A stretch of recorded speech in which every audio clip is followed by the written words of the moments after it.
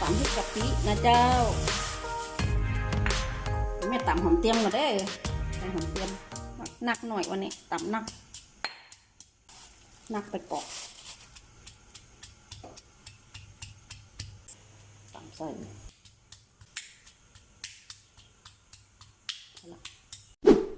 นี่กะปิเจียวไว้นะเจ้ากะปินี่จะเจียวไว้หมดก็ยังเมื่อมันสุกนะกองก่อน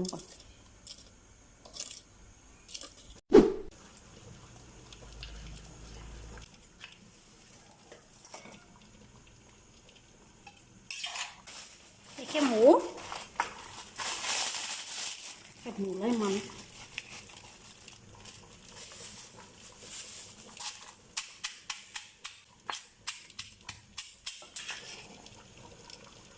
ใส่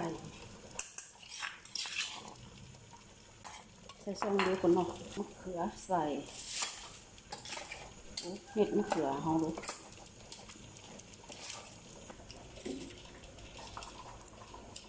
มะนาว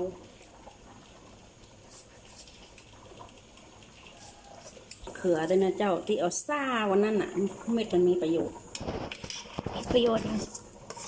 ที่ไงอะ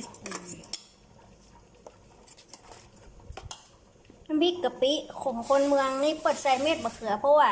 แต่ก่อนนี้ลูกหลายเนาะต้มแห้งเข้าไปลูกหลายกะปิแป้งเลยต้องใส่มะเขือไว้เม็ดมะเขือใส่ซูรสมะนาว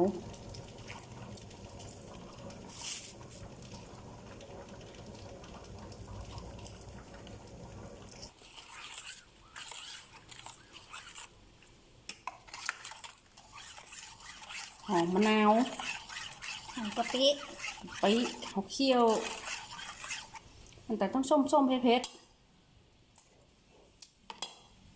ส้มหน่อยน้ำตาลเป้าใส่หน่อย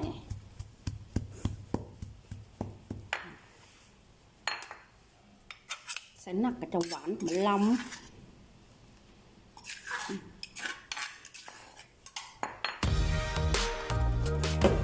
แล้วละเจ้าน้ำพริกกะปิเจ้าถูกใจคลิปนี้ก็ขอกดไลค์กดแชร์ให้ยายเงินด้วยเนอะน้ำพริกกะปินี่นะจะมีเมนูใหม่ๆคลิปหน้าของผ้าพอกันนะเจ้ามาเสนอแนะนำมาใหม่เนาะขอบคุณมากนะเจ้านี่เจ้ามันจะมีพักกับมันอยู่